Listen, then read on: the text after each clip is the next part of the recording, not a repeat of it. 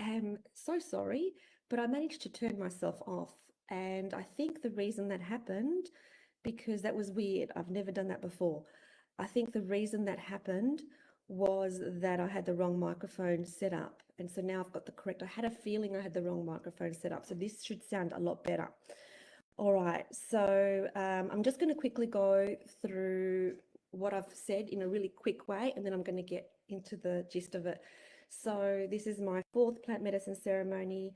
The first two were psilocybin, also known as magic mushrooms, which is a solo journey. The next two that I did was immersion, San Pedro, which is a community ceremony. Psilocybin is very much a quick and fast way of getting insights. The medicine teaches you things very, very quickly, and it's a bit of a shock. Like you learn something and it's like, oh my God, is that the way it is? Oh my God, is that the way that is? That's the way psilocybin works, which was incredible, like the most amazing experience. And then the third one was San Pedro, which is in a teepee in country Victoria.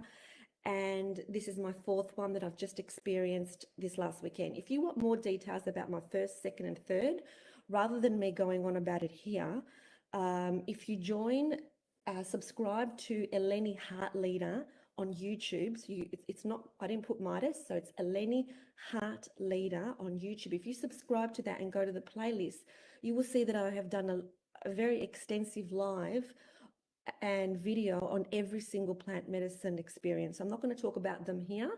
I'll talk about the one that I've just had. So arriving at the property, there was 50% men, 50% women. And the first thing that we had to do was we had to get there at 5 p.m. on Friday. First thing we had to do was arrange our spot in the teepee. The teepee is a giant teepee. It's absolutely magnificent. It even has tiles inside. And we are given our spot in terms of where we are supposed to be sitting down. There's 19 people that the teepee can fit.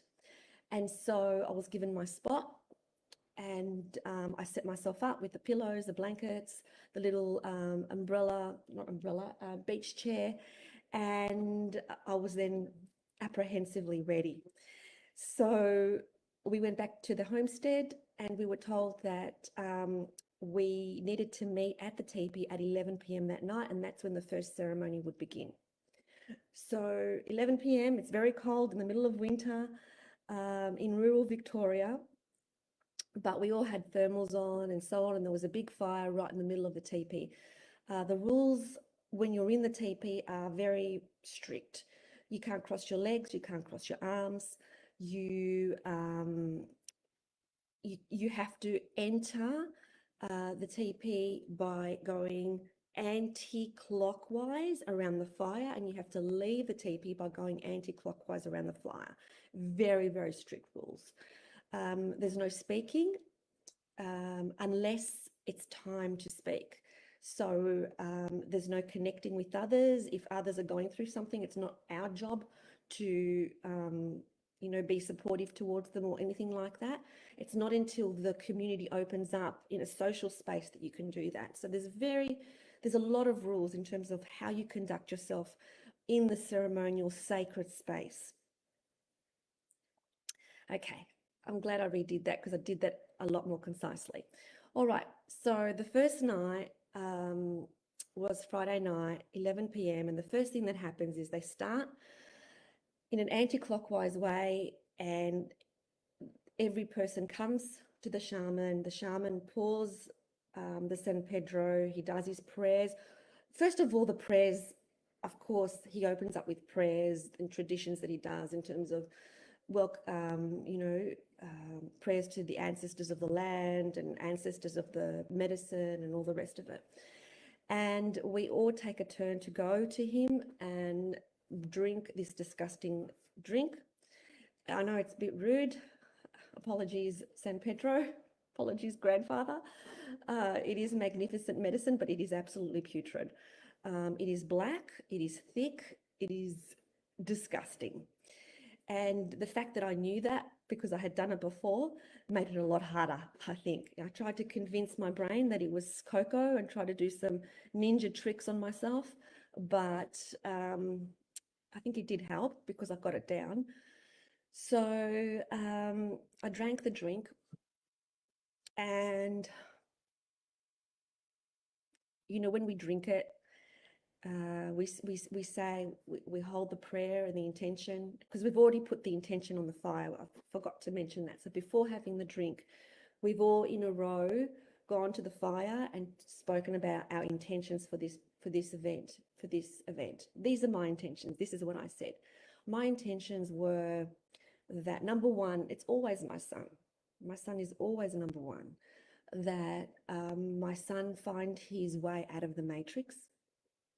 That's my biggest prayer, is that he understands that he's in a matrix and that he find himself out of the matrix. Number two, I asked grandfather for, because that's what they call San Pedro, it's grandfather medicine. I asked grandfather for the downloads that I needed to finish my book and create my programs, which are going to be under the Eleni Heart Leader, the Connected Heart framework. So that's what I had asked for. They were my two intentions. And after I drank the drink, it was I went downhill very fast.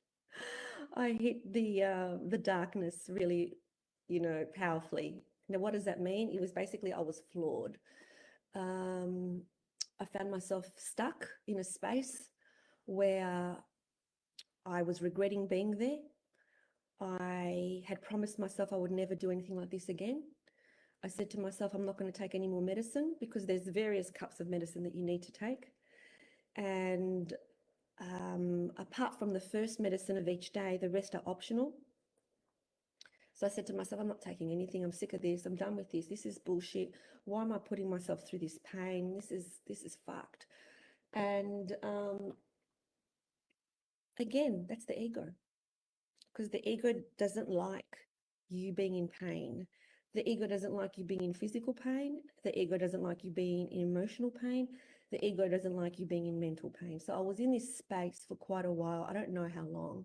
This is now, we're going into the middle of the night with the ceremony.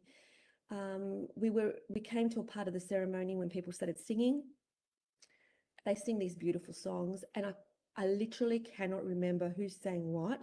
I was just in this headspace of, fuck, when is this going to be over? Like, I fucking hate this. Like, I feel so sick. I feel so sick. Like, why am I here? And I was really with this energy.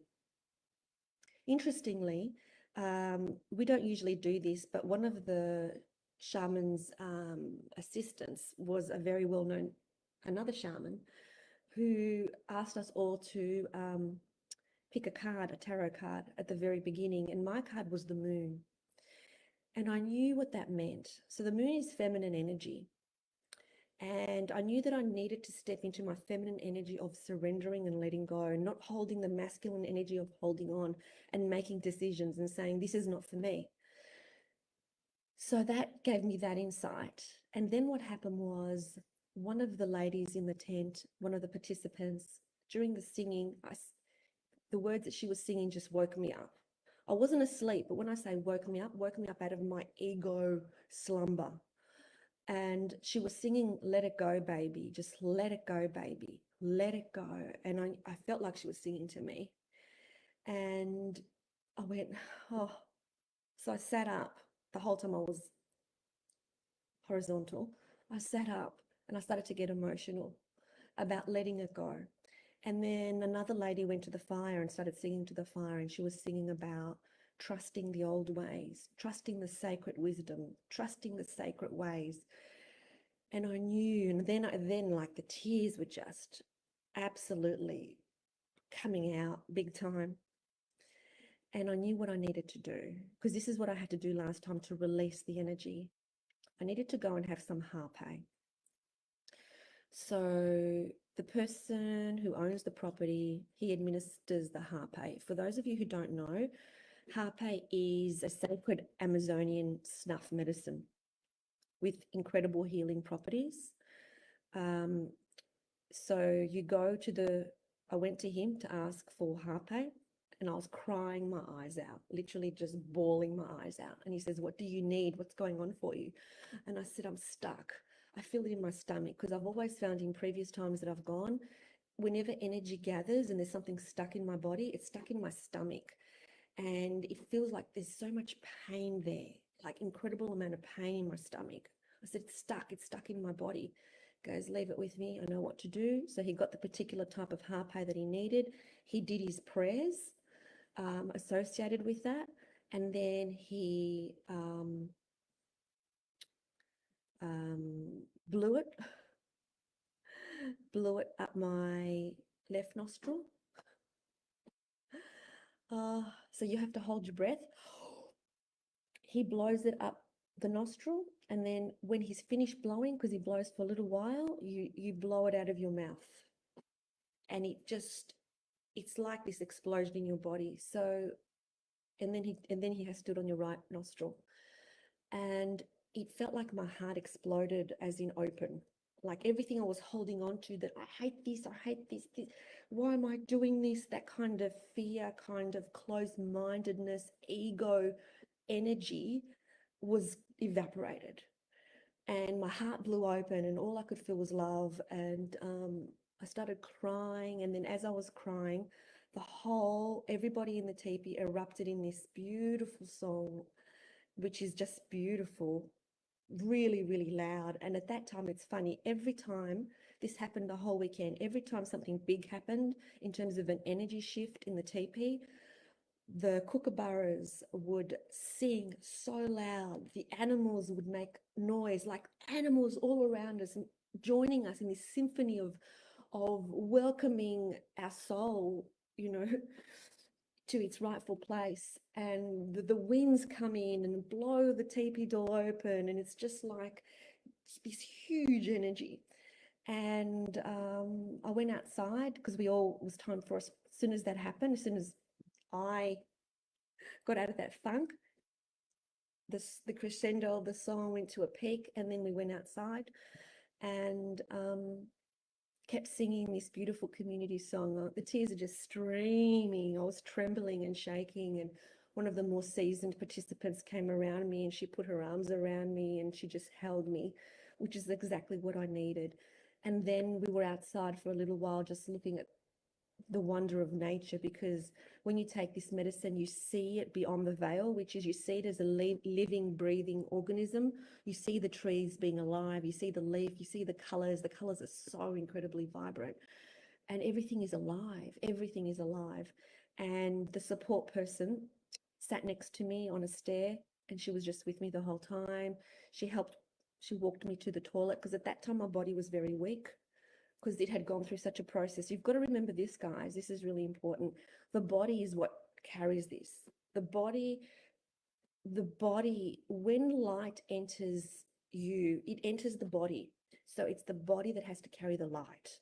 So when your body is not, every time the light expands and the light increases in your body, because we all reincarnated into the body with a certain percentage of light.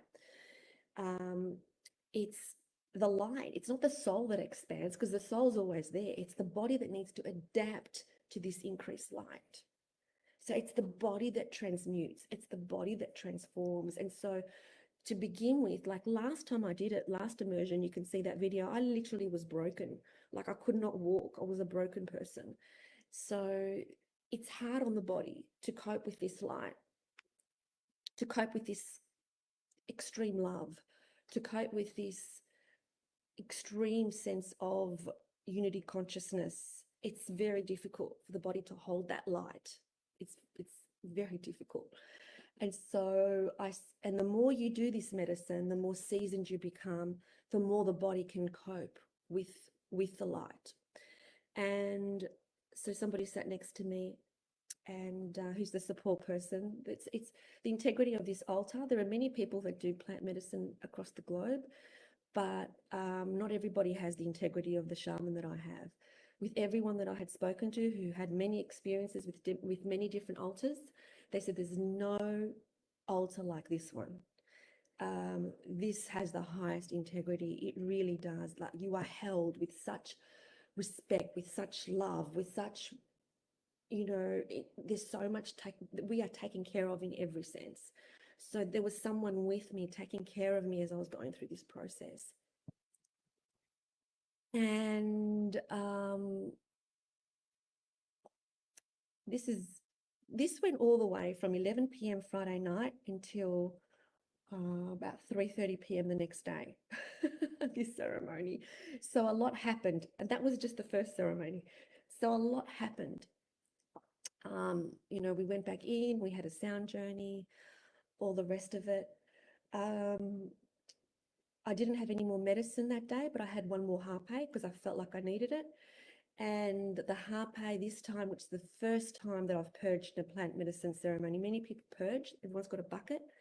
And I've been wanting to purge because I know purging is just holding on, but I haven't been able to. So I was really relieved that I was able to purge after my second harpe. And moving along to the second day before I tell you my insights.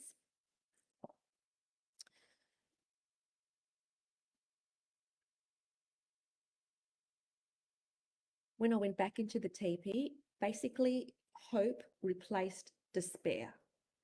And this is important. When you have hope, it is the first glimmer that the soul gets to rise. When you're holding hope. So in any moment of any day, if you feel despair and then you get to hope, you're at the entrance. You're at the entrance of where you need to be. So hope replaced despair. Okay. Yeah, the reason I got the harpe the second time was because I still felt energy stuck in my body. And after I had the harpe this time, instead of crying, I broke out in a sweat. I took my jumpers off, my layers off, and my scarves off, and my hat off, and that's when I did a purge, and an immediate release.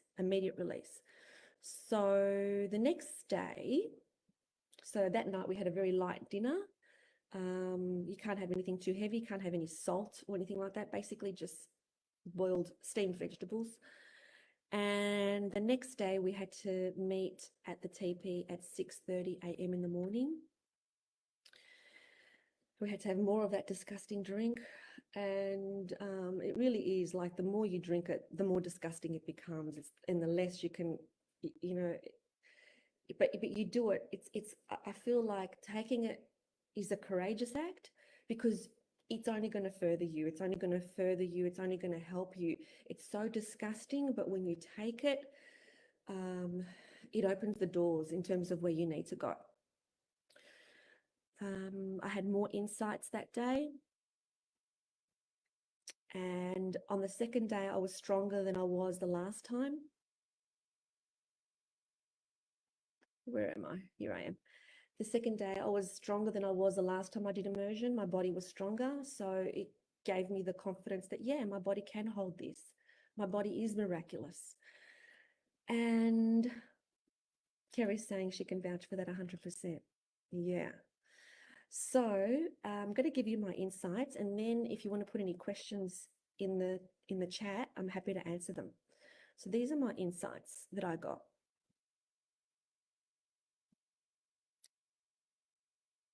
When I did the sound journey, which was excruciatingly painful. So the sound journey is amazing because the music is incredible that they do live in the teepee. You put your eye mask on, but it doesn't seem to end. Like, I'm sure it went for at least 2 hours both days. And it gets to a point where it's like too much.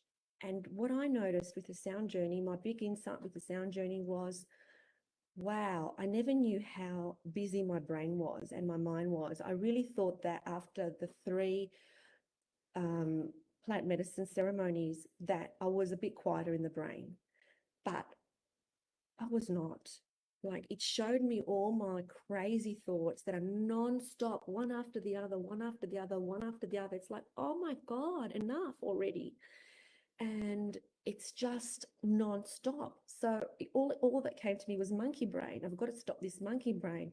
These are all the thoughts that are constantly in my head. No wonder I find it difficult to meditate. I've got to get rid of the monkey brain. And the next thing that came to me is, what am I not listening to? And in fact, my shaman shared this with me later. He said that what the download he got for me was that my left ear was blocked, which gave me extreme pain on this side of the body. What am I not listening to? And I knew what I was not listening to. So there's a question for you guys, as you're watching this video. I want you to write this question down. What am I not listening to? Because you are getting given messages by your guides all the time.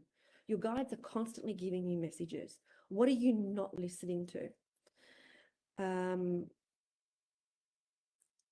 So watching my judgments, like even in that space where I thought that I was at a place where I was really good with not judging other people or myself, I was still judging. I found myself looking around the room saying, oh, they're sitting there because they're more spiritually awakened.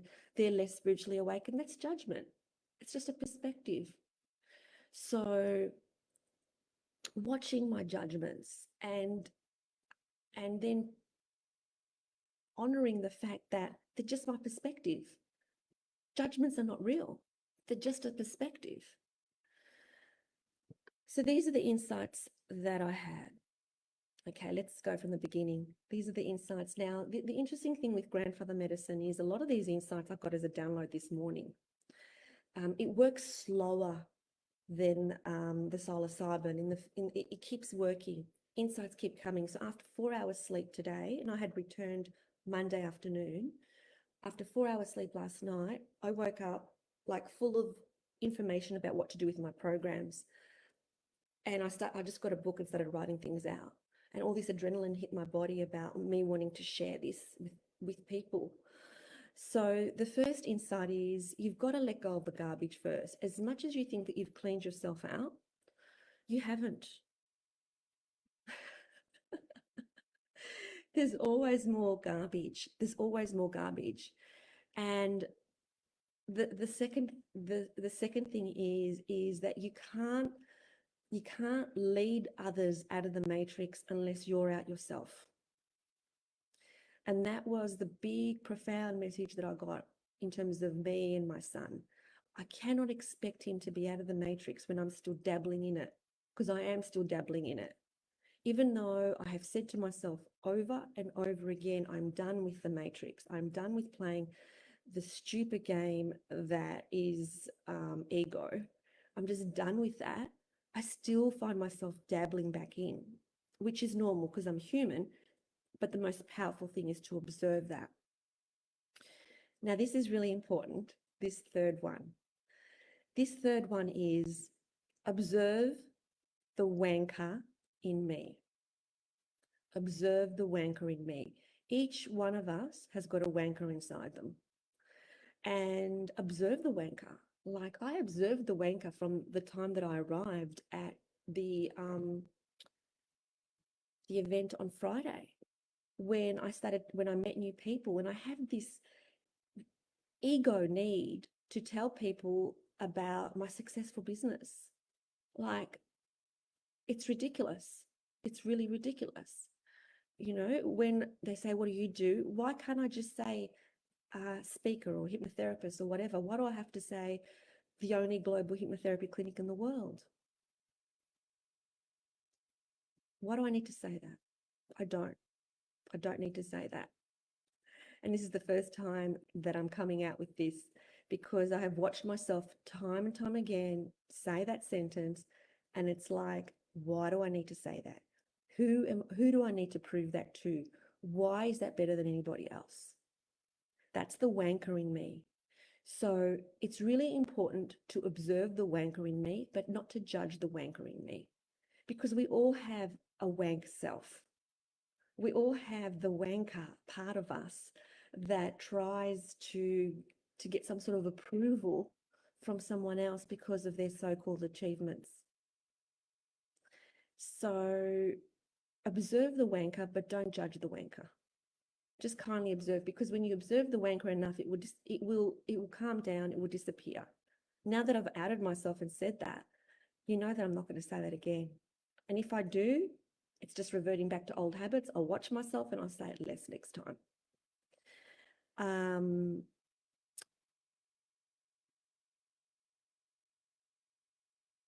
let go, stop trying to control everything. And that includes my son's journey. I have done so well lately since I have started this plant medicine in terms of not interfering with his life, not guiding him, just being there for him to love him. But I can do more. And what I can do more of is actually letting it go. That's the hardest bit. So I'm really good with not giving him any guidance, not giving him any suggestions. When he tells me he has sleep issues, I don't say a thing. I don't say, well, have you tried this or have you tried that? If he wants my advice, he'll ask for it. So I have done incredibly well in that regard. But what I haven't done well in is, one thing they said is the gods don't like it when you watch them eating dinner. In other words, when you set your intention, when you make your prayers, let them go. Let them go. Don't hold on to them for dear life that they have to come true. Like I have done that with everything else. That's how I manifested, the property that we have in Adelaide and here, by letting it go, by not caring if I had it or didn't have it. I really didn't. I set the intention of what I wanted. I was very specific, but I really did let it go. Like I didn't care. I knew I would be fine. But with my son, I pray for him to leave the matrix, and I'm still holding on to that. Oh, please leave the matrix. Please leave the matrix. Please understand there is so much more than what you know. And that is not trusting the process. That is not trusting the gods to take care of it. That is not trusting the universe to take care of it. Let it go. At his age, I certainly didn't know. At his age, I was well and truly entrenched in the matrix big time. So let him have his journey. But in order for him to have his journey and to find his way out of the matrix, I have to be out of it first. As his mother, I have to be out of it first. Let go of solving problems for others. I noticed yesterday I had a conversation with someone and she told me something that I immediately wanted to give her my opinion, and I stopped myself and didn't say my opinion. Like, it's not my problem to solve unless she asks for guidance. So let go of solving problems for others. Let go of people pleasing. As an example, we have people coming to stay with us in Adelaide, and already I'm thinking about, I've got to take more pots from Melbourne, and I don't have anything like that in Adelaide, because we really eliminated, any difficult time-consuming cooking from our lives. I used to do a lot of entertaining, and I really let that go. And I'm already thinking, well, I've got to prove that I can put on a good spread and all of this. It's like, let it go. Just let it go. Let go of expectations. Let go of dreams. And what I mean by let go of dreams is exactly what I mentioned before about my son. Like my dream that, he finds someone who loves him and that he's happy and that he knows that he's free. Let go of it. Intend it, but then let go of it and trust that it will happen regardless. And let go of perfectionism. I've got to drop the ego experience happening next Friday. And I haven't advertised it. I haven't promoted it, not really. I've said one or two things because my new website isn't ready. And I don't like the words in my old website that describe it because it's evolved and it's changed so much. So I haven't done anything with it. I'll just let that go. Just let that go. Talk about it without having to have the perfect website up yet. The other insight is the same as the one that I mentioned earlier, which is you cannot lead from behind. You have to lead from in front. You can't lead from behind. You can't be so busy and overwhelmed and playing in the drama and then expect that you're going to lead others into peace and harmony, like your children or your family. You can't. You can only lead people into peace and harmony when you're in peace and harmony. I have to meditate the monkey brain out. I have to. I did not realize how freaking crazy it is in there. The only way is through stillness and meditation. I have to spend more time doing that. This is what I haven't been listening to. I've been saying, I'm going to do it every day. I'm going to do it every day. And then I've been doing it a few times a week. It's not enough for what I want to share with the world. It's not enough. My greatest insights and creativity come from meditation. So it's not enough. The next insight is, and this is for everybody, I am God playing this fun game called Eleni. And Carrie, you are God playing this fun game called Carrie. And Stacey, you are God and you are playing this fun game called Stacey. We have to really fall into who we are, like how much we can create, how powerful our body is in transmuting energies. We have to understand that our body is not who we are, that we are God, and that we are all different expressions of God. And to start laughing at all the things that happened rather than taking everything so seriously.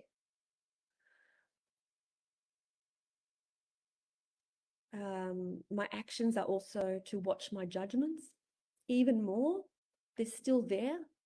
It's the ego dressed up as spirituality that outsmarts me sometimes, but I've got to be smarter than the ego and watch it by not thinking that I am spiritually more advanced than someone else, because everyone's journey is exactly the way they want it to be. Some people have reincarnated into the earth just to enjoy their time here. They didn't reincarnate so that they could awaken. Doesn't mean that they're any less than us. Practice vulnerability. As an example, today when I said to you about, that sentence, I'm the founder of the world's only global hypnotherapy clinic, HypnoFit, and how that is the wanker in me, that's vulnerability. I've never said that before. It takes courage to actually say that. So we say the things that make us uncomfortable, that show us as the wanker, like we out our wankerness. We out it. This is the wanker in me. I see it. So show the vulnerability. The last one is really important for me because I admit that I have struggled with this in the past, big time. And that is to practice humility every day. Not giving my opinion and advice when it's not requested. Not defending myself, because the soul doesn't need defending. Only the ego needs defending. So when somebody says something, like somebody wrote something in one of my groups the other day, and I felt the need to defend myself, and then I saw that that was the ego in me, and I thought, send them love. I don't need to defend anything. And so what I would really love for you guys, if you could, is I'm going to upload this into my Eleni Heart Leader on YouTube. I'd love it if you subscribed to Eleni Heart Leader and get that channel going so that I can share more. So all you need to do is go into YouTube and search for Eleni Heart Leader. And the video should come up, the channel should come up. I'd love it if you subscribed. That would really help me out because I really want to get this message out there. I know why I'm here.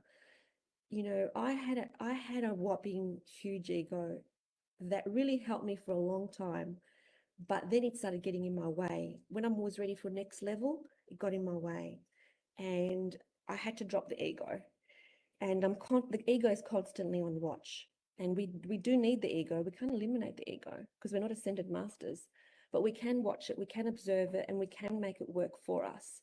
And so, guys, this experience that I'm holding next week, which is Drop the Ego experience, it is really magical. I'm going to take you through all that I shared with you, how to do that without the plant medicine, how to get there, the steps to help you watch your ego, let go of fear, let go of the drama, and bring peace and joy to your life so that you can manifest, anything, because you're God. And the old ways is now old. The old way of vision boards is very 1980s. There's way more to it than that now. And the reason that there's way more to it than that now is because there's more light on the planet now than ever before. So we have got more to work with. We can do more. So the next Drop the Ego experience is next week. Have a look at the link that I'm going to put in the chat below, because prices are increasing 1st of July. And I'd love you to be there. It's going to be magical. It's going to be amazing. Every time I do drop the ego experience, I grow as a person, and therefore I grow as a teacher, and therefore I offer more, and I structure it differently, and it's going to happen every single time like that. But once you've attended the drop the ego experience that day, you can repeat that day again. So I'm really excited about where I'm at. Before going to this plant medicine experience this last weekend, I wasn't showing up much. I wasn't doing many lives. And that's because I really felt like I had nothing to say. I really felt a bit dead in the sense that transition time, I don't know what to say. Like, what do I say? But now I feel like I've got a lot to say, a lot to share. And I really want to share it and serve you guys from a heart space, because I really believe that what we need more than anything is love, connection. And we've got to get the egos out of the way. We have to see our egos. Our egos keep us safe, but very small. And our ego was never meant to protect us from emotional pain. When the human body was first designed, it was designed with the ego, but the purpose of the ego was to keep us physically safe. But now what happens? The ego keeps us physically safe, emotionally safe, and mentally safe. And we don't need that. We need to actually feel the pain in order to get to the other side. We have to get through it to go to the other side. Just like that first night for immersion for me, I had to go through it.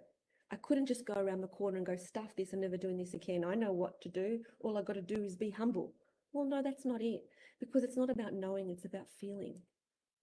And really, really feeling into it and really trusting what's coming through and having the courage to do that. Like, you know, it's almost like a metaphor. Having the courage to have that disgusting drink is like a metaphor for life. Having the courage to do the disgusting stuff, to be vulnerable, to go through the pain, to show up for who you really are, so that you can shine your light, because you're here to shine your light. Anybody in this group is here to shine their light. That's why we're here. And there's no more time to wait, and there's no more time to waste, and there's no more time to get in our own way about, well, what will people think? Fuck that.